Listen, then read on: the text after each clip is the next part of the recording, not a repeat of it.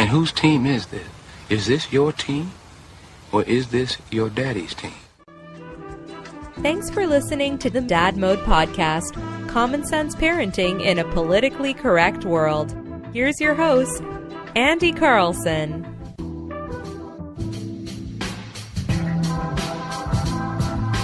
Welcome back to the Dad Mode Podcast, common sense parenting in a politically correct world. I'm your host, Andy Carlson, at Andy Carlson Show on the Twitter machine. I'm a father. I have no idea what I'm doing, but you aren't either. They're chiefy, so let's try and learn something together today. Website is dadmodepod.com. Tweet the show at dadmodepod, or just use the hashtag dadmode. Now, I thought about trademarking the phrase dad mode, except I think it's already gone.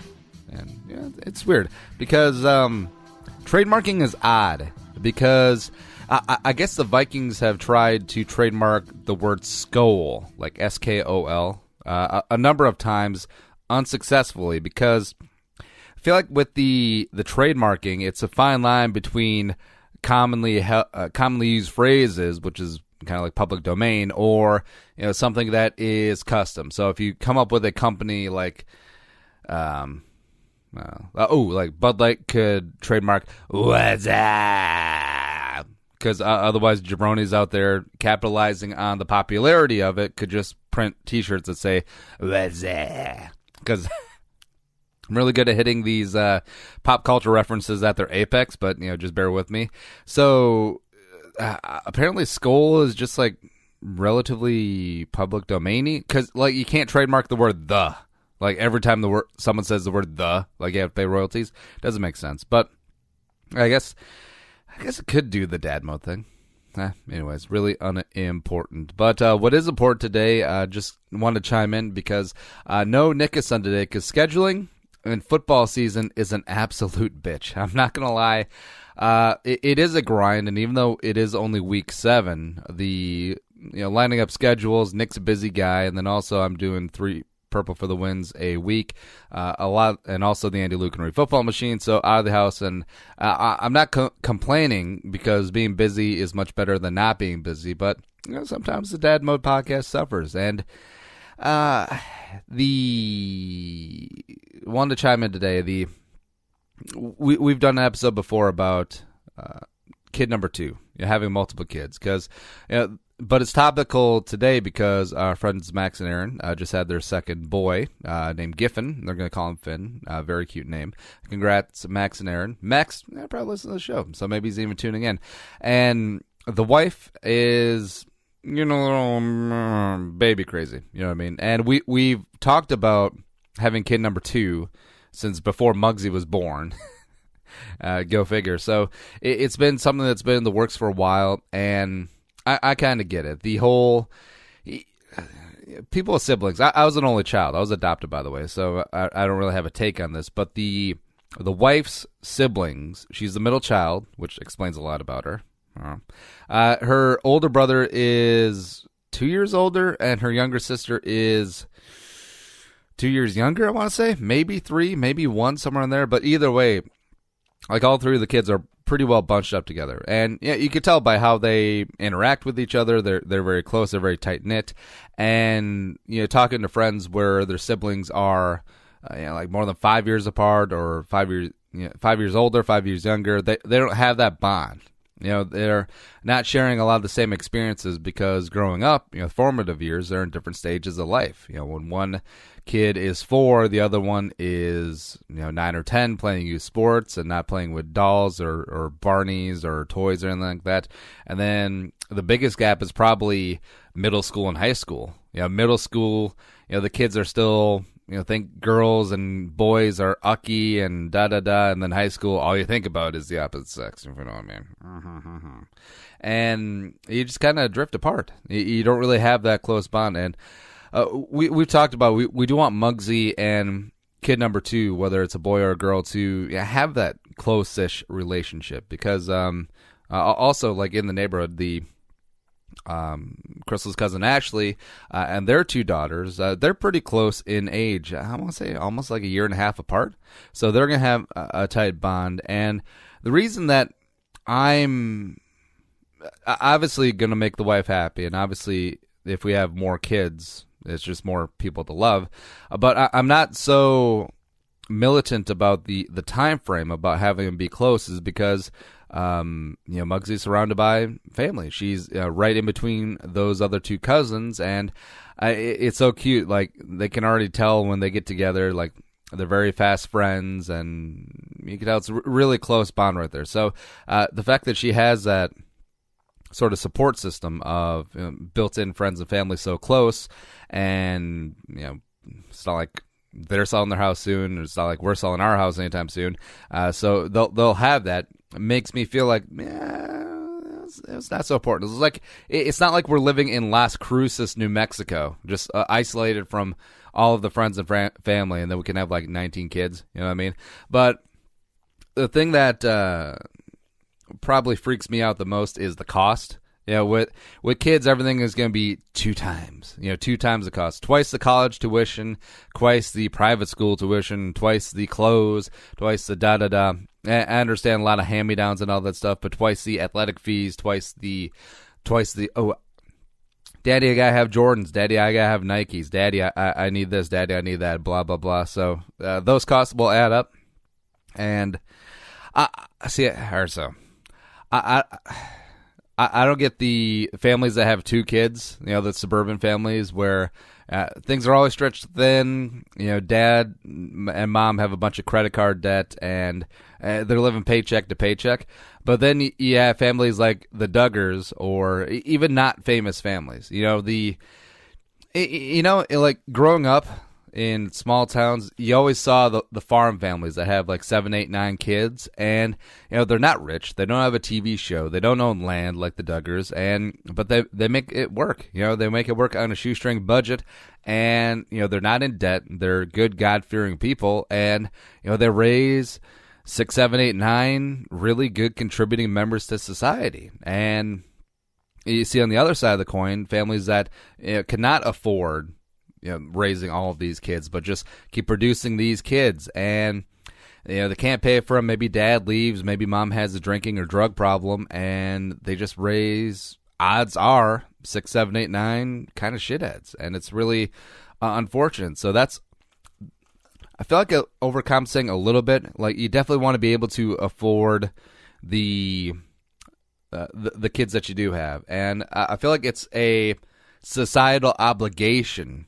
that only have kids that you can afford to feed and clothe and have a roof over their head and have them have a solid education and be good upstanding citizens, because otherwise you just have a society of just idiots and YOLOers and blah blah blah. And so that's kind of what's got me. Also, I think it also helps the fact that I was a single child and adopted, and probably turned out okay? ?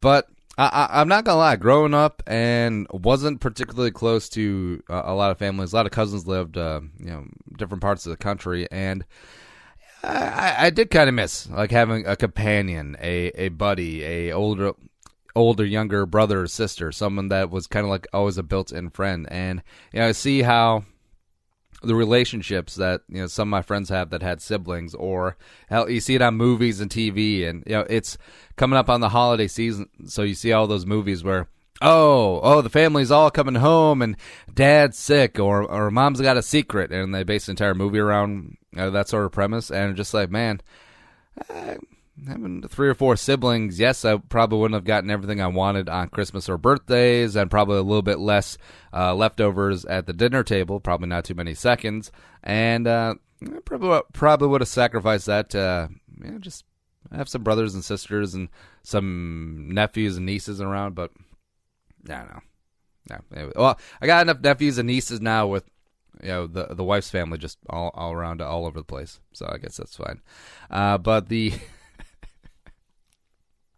I've talked about it on here before, and it's not exactly a state secret that the wife and I had a bit of difficulty conceiving Mugsy, but in the end it worked out without the help of technology, which is also kind of annoying. You go through all of those steps of IVF and in vitro fertilization and all that stuff, and it doesn't work out, and then all of a sudden, boop, just natural, just kind of happens, like whatever. All right, so cool, we spent all that money, and then all of a sudden, just nature takes over. I mean, I guess that's God working in mysterious ways, but whatever. And we were thinking about how all of those hoops that we had to jump through to get Mugsy onto this planet, and will we have to do that again for number 2, or will things just kind of work out naturally again? I don't know. And we do have that kind of in the back of our head. Do we want to go through all those steps again? Because there were times when we were trying to get pregnant with Mugsy that, the wife, she got really bummed out. It's just like, is this ever really going to happen for us? And are we just going to be, that older barren couple that wanted to have kids, never had kids, and then as you get older, you don't have the grandkids and da-da-da and blah, blah, blah. But it worked out. We got one. And we got a pretty good one. And see, that's also why I'm not, I guess I can only talk for myself, but I'm not particularly freaking out. Like, if we never end up having a second child, we got a pretty damn good first one. And also, there's always the option of adopting. I was adopted, and the wife has mentioned several times, unprovoked, by the way, several times, that she'd be interested in adopting some kids from South Korea. Like, once we're a little bit more well off, maybe, and definitely have a larger house of, if we have 3 or 4 kids from our marriage, or not from our marriage, 3 or 4 kids from us, and maybe she's a little bit older and she doesn't want to go through the whole childbirth thing again, is that we can change lives. And if we're financially well off enough to do it, have enough space, adopt a child from South Korea again. So look, he or she will kind of look like her brothers and sisters. Just coming on in. That'd be a good way to pay it forward, because I would like to think that I'm quasi like a good adoption story. Like I'm sure there's several out there that adoption's not really panning out so well. And but I would like to think that I'm a success story of adoption in this country. Maybe. Because I guess I quasi-contribute. Like, I earn a living, and I provide for the family, and keep a roof over our heads, and also produce some random not-so-good content every now and then. So I guess that's a little something. And, even if it's a spot where we can't have another child naturally, and Mugsy gets a little bit older, and we check all those boxes about being able to adopt a child, maybe that's the route we go. Maybe we have Margaret and then 2 or 3 adopted children. And in my mind, that's not going to change, like, my perspective of those kids. Like, I'll be their father, I'll be their dad, and Crystal will be their mom, and we'll love the hell out of those kids just like they're our own flesh and bone.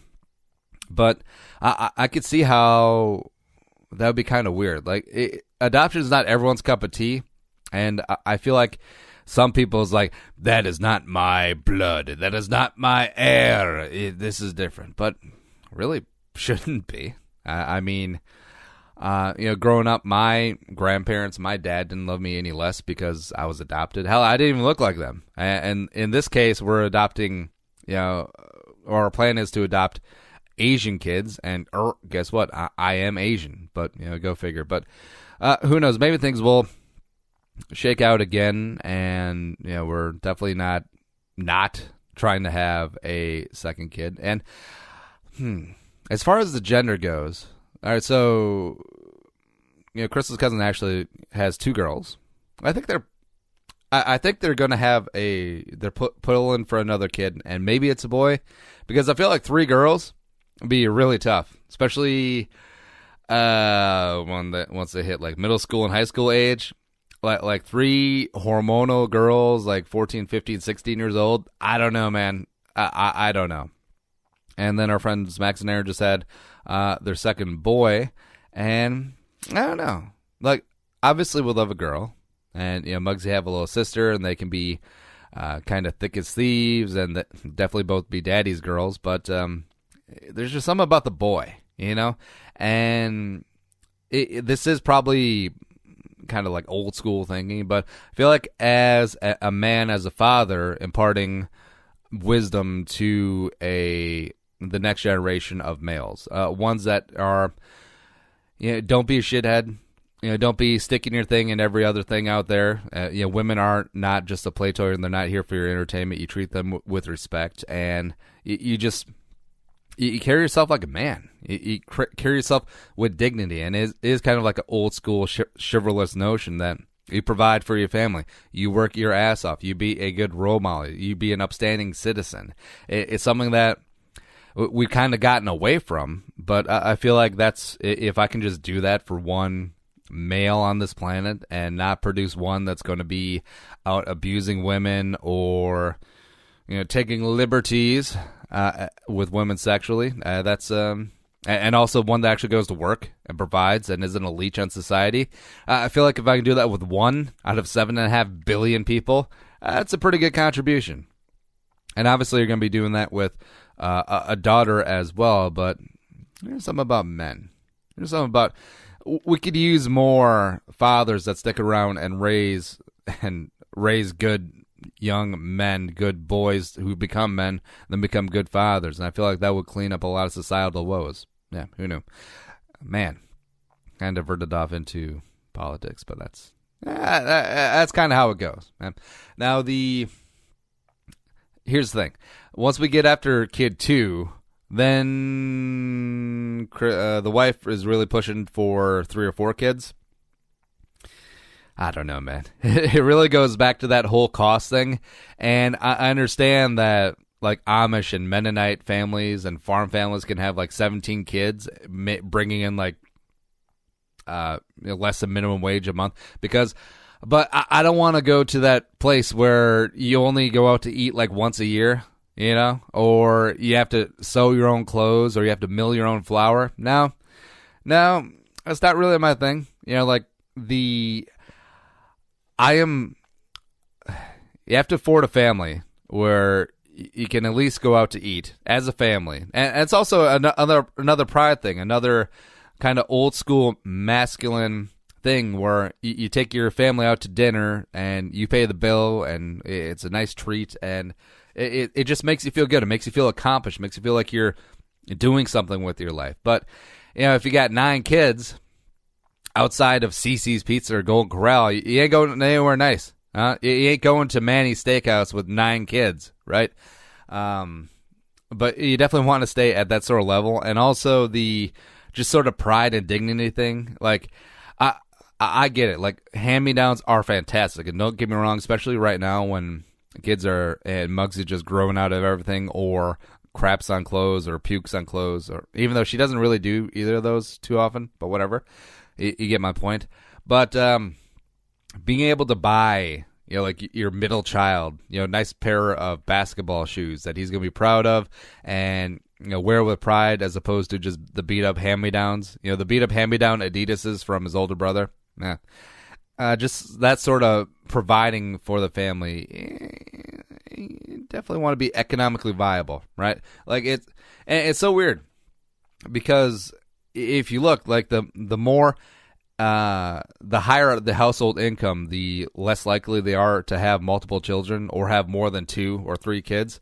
And then we get into some poorer families. They're the ones that have like the 7, 8, 9 kids that all have different last names, and it's just a mess.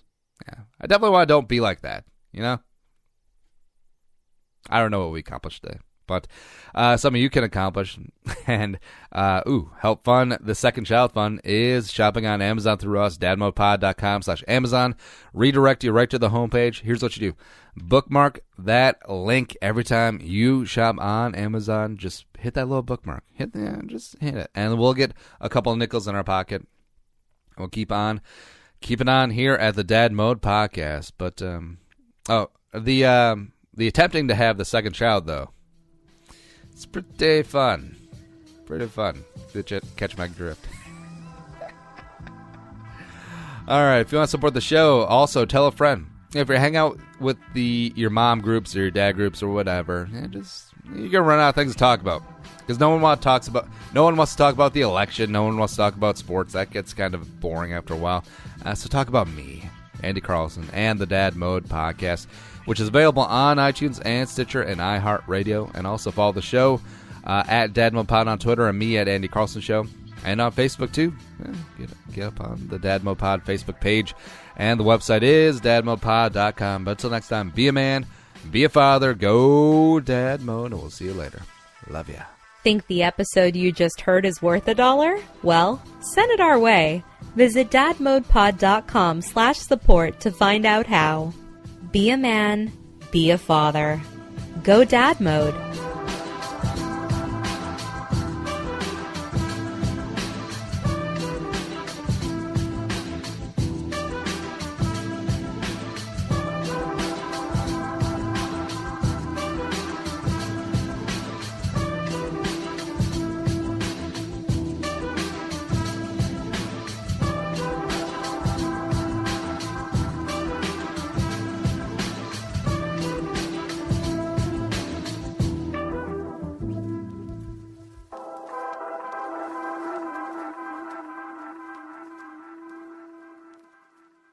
The music is created and produced by Deeb. To hear more of his tracks, visit soundcloud.com/Deeb.